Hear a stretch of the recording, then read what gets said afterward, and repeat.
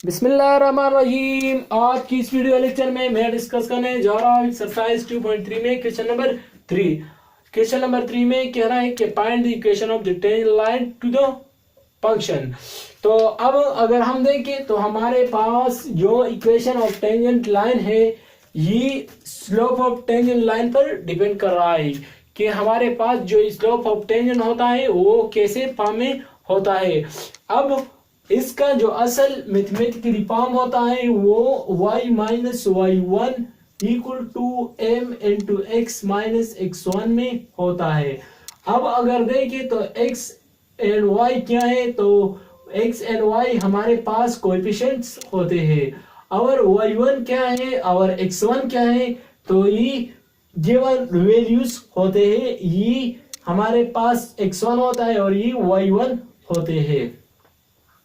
अब m क्या है, m हमारे पास स्लोप होता है। क्या होता है? स्लोप होता है। तो स्लोप कौन सा वाला होता है? ये टेंजेंट वाला है, इसलिए हम इसको टेंजेंट वाला कहते हैं।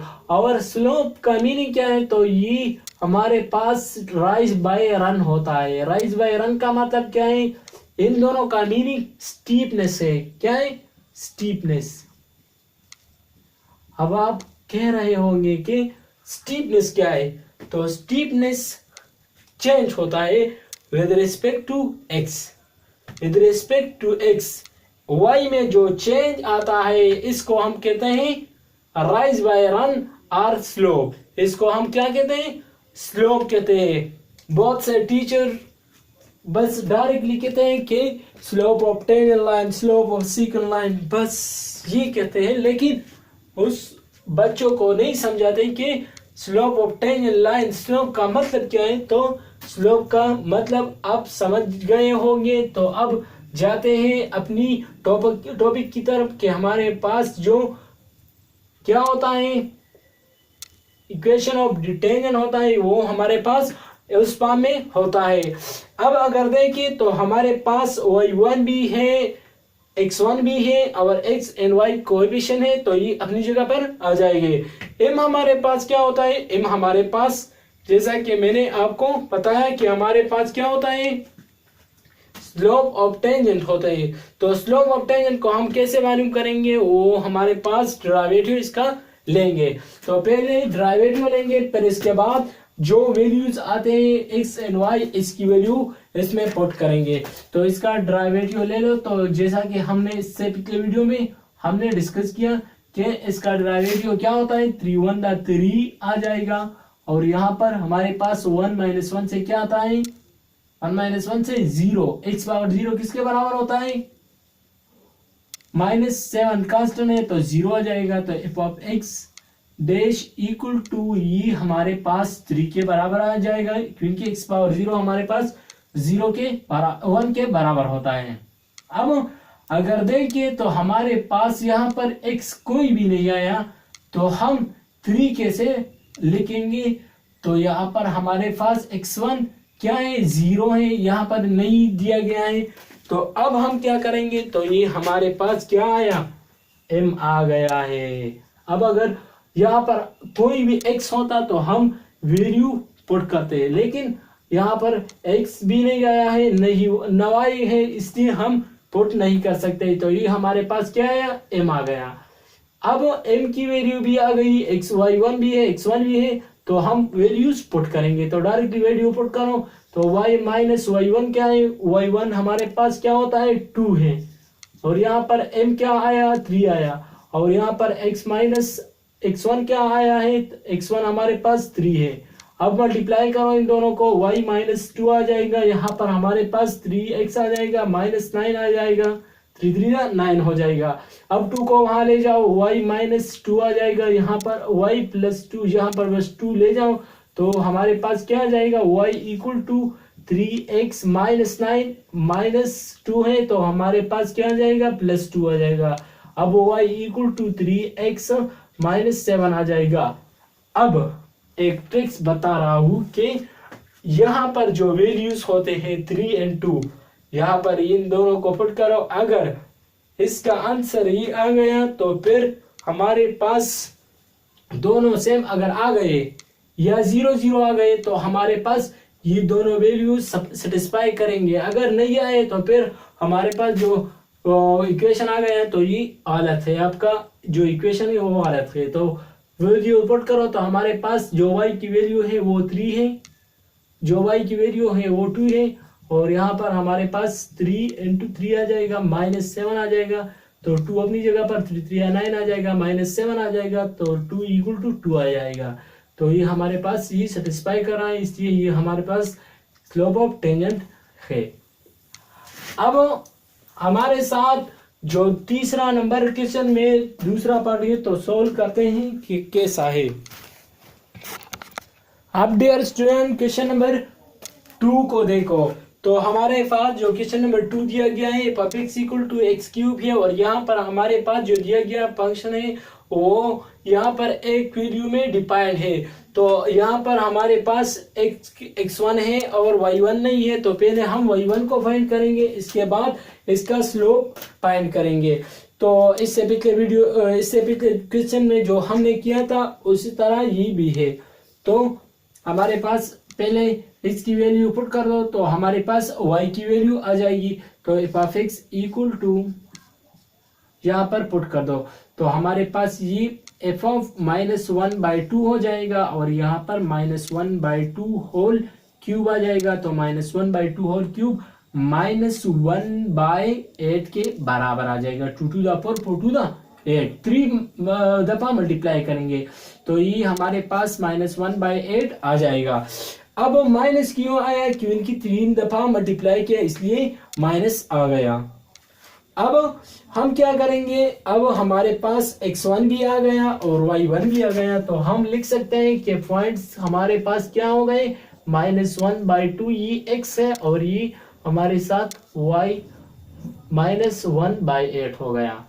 अब अगर देखें तो हमारे पास जो स्लोप होता है, स्लोप हमारे पास किसके बराबर आ गया, फाइंड करो तो f(x) = f(x) मालूम करो। तो f(x) हमारे पास 3x² के बराबर आ गया। डेरिवेटिव ले लो, सिंपल डेरिवेटिव 3x² आ जाएगा। अब हम क्या करेंगे, x की वैल्यू है तो x की वैल्यू यहाँ पर पुट कर दो तो स्लोप आ जाएगा। इसको हम इनसे डिनोट करते हैं या f(x) से भी डिनोट कर सकते हैं। तो यहाँ पर 3 आ जाएगा और यहाँ पर -1/2 को पुट करो, स्क्वायर आ जाएगा। तो 3 × 1/2 to the 4 आ जाएगा, 1/4 आ जाएगा। तो 3/4 हमारे पास ये इसका स्लोप आ गया। अब स्लोप का फार्मूला इससे पिछले क्वेश्चन में हमने किया, तो टेंजेंट का जो असल फार्मूला था उसमें पुट कर दो y - y1 = m × x - x1 में पुट करो। y हमारे पास y है और -y1 क्या है, y1 हमारे पास क्या है, -1/8 है। तो -1/8 पुट करो = m हमारे पास क्या है, m हमारे पास क्या है, m हमारे पास हमने फाइंड कर दिया 3/4 है, और x - x1 क्या है, -1/2 है। तो -1/2 आ जाएगा। अब y माइनस प्लस हो जाएगा, 1/2 आ जाएगा = यहाँ पर हमारे पास 3/4 आ जाएगा, x × माइनस फिर प्लस हो जाएगा, +1/2 आ जाएगा। अब 8 पर डिवाइड करो क्योंकि सबसे बड़ा हिस्सा कौन सा है, 8 है। तो 8 पर डिवाइड कर मल्टीप्लाई करो तो हमारे पास यहाँ पर 8 आ जाएगा, 8y आ जाएगा, प्लस यहाँ पर 8/8 से कैंसिल हो जाएगा तो यहाँ पर 1 आ जाएगा। अब 3/4 है तो 3 8 क्या आ जाएगा, 24 आ जाएगा। 24/4 से क्या आता है, 6 आता है, तो 6 आ जाएगा। x + 1/2 अपनी जगह पर आ जाएगा। अब हम क्या करेंगे, अब इसको थोड़ा और सिंप्लीफाई करते हैं तो हमारे पास क्या आ जाएगा, 8y + 1 आ जाएगा = 6x + 6/2 से क्या आता है, 3 आता है। अब इसको यहाँ पर ले आओ तो हमारे पास 6x को अपनी जगह पर छोड़ो, यहाँ पर 0 आ जाएगा, उसको वहां ले जाओ तो 6x + 3 -8y और -1 आ जाएगा। तो और हम इसको ऐसे भी लिख सकते हैं, 6x 3 से 1 माइनस कर दो तो हमारे पास -8 आएगा और +2 आ जाएगा = 0। अब अगर यहाँ पर x एंड y की वैल्यू दोबारा पुट करेंगे तो हमारे पास क्या आ जाएगा, 0 आ जाएगा। आप चेक भी कर सकते हैं, लेकिन ये आपका होमवर्क हो गया। अगर नहीं आता तो फिर आप कमेंट में पूछ सकते हो। अब डियर स्टूडेंट क्वेश्चन नंबर 3 को देखो। तो क्वेश्चन नंबर 3 दिया गया है f x equal to 1/x+3 at point x equal to 2। जैसा कि इससे पिछले 2 क्वेश्चन हमने देख लिया कि हमारे पास 1 क्वेश्चन ऐसा था कि हमारे पास एक क्वेश्चन में एक वैल्यू दिया गया था x1 और y1 को हम फाइंड करते थे, इसलिए हम f(2) फुट कर दिया और यहाँ पर 1/5 आ गया। अब हम क्या करेंगे, हमारे पास जो वैल्यू है 2 and 1/5 आ गए। अब हम m मालूम करेंगे तो हम इसका डेरिवेटिव लेंगे इसका। तो डेरिवेटिव क्वोशंट रूल से भी मालूम कर सकते हैं कि इससे पिछले वीडियो में हमने क्वोशंट रूल बहुत ही डिटेल के साथ डिस्कस किया था।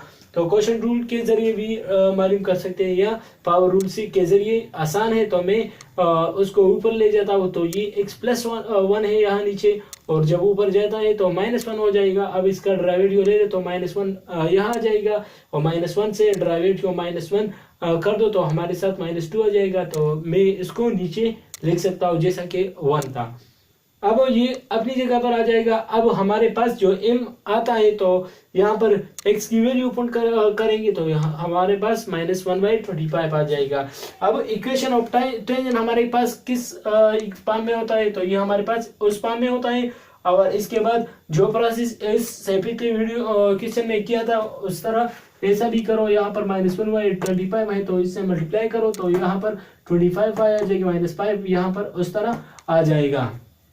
अब यहाँ पर अगर देखें तो -1 है तो -1 इसके साथ मल्टीप्लाई करो, -x को यहाँ ले आओ।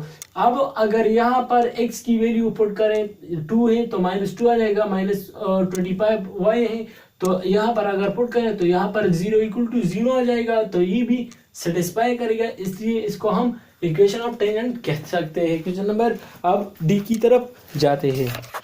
अब डियर स्टूडेंट क्वेश्चन नंबर 4 को देखो। तो हमारे पास क्वेश्चन दिया गया है puff x equal to x/(x-2) और 2 पॉइंट्स अब दिए गए हैं। तो हमें x यानी y की जरूरत कभी भी नहीं होगी। तो अगर हमारे पास दोनों वैल्यूज दिए गए हो तो फिर y की वैल्यू फाइंड करने की जरूरत नहीं होगी, यानी f(x) में हम नहीं पुट करेंगे। तो अब अगर इसको हम डिफरेंशिएट करेंगे तो यहाँ पर दोबारा क्वोशंट रूल इस्तेमाल करेंगे, यहाँ पर होल स्क्वायर लेंगे, यहाँ पर ये अपनी जगह पर आ जाएगा, ऊपर वाले का डेरिवेटिव लेंगे तो इसके बाद ये अपनी जगह पर आ जाएगा, और यहाँ पर इसका दोबारा डेरिवेटिव लेंगे ये नीचे वाला तो ये अपनी जगह पर आ जाएगा। अब इसका डेरिवेटिव क्या है, 1 है, और x-2 का डेरिवेटिव फिर भी 1 है क्योंकि 2 का तो कांस्टेंट है, इसका डेरिवेटिव क्या होता है, 0 होता है। अब अगर देखें तो x-2 1 के साथ मल्टीप्लाई करो तो ये अपनी जगह पर आ जाएगा। यहाँ पर x-6 आ गया तो x कैंसिल हो जाएगा, -2 आ जाएगा, -2/x-2 होल स्क्वायर आ जाएगा। अब यहाँ पर इसकी वैल्यू पुट करो तो हमारे पास -2/3 -2 होल स्क्वायर आ जाएगा। तो 3 से 1 माइनस कर दो और 2 माइनस कर दो तो 1 आ जाएगा, तो यहाँ पर -2 आ जाएगा। इक्वेशन ऑफ टेंजेंट क्या है, इक्वेशन ऑफ टेंजेंट हमारे पास उस फॉर्म में होता है। यहाँ पर दोबारा यही वैल्यू पुट करो तो हमारे पास ये अपनी जगह पर आ जाएगा, इसके साथ मल्टीप्लाई करो तो उसको अपनी फॉर्म में ले आओ, और यहाँ पर x की वैल्यू अगर हम पुट करें तो हमारे पास -2 आ जाएगा, x की वैल्यू हमारे पास 3 है, और यहाँ पर -y और यहाँ पर दोबारा 3 है, +9 है इक्वल टू 0 आ जाएगा। तो -6 + 6 आ जाएगा इक्वल टू 0, 0 इक्वल टू 0, इसलिए ये सेटिस्फाई कर रहा है, ये हमारे साथ आंसर हो गया। इसके बाद वाली क्वेश्चन हम करेंगे। Thank you for watching. अगर आपको ये वीडियो पसंद आ गई हो तो please like share and subscribe करना मत भूलिए।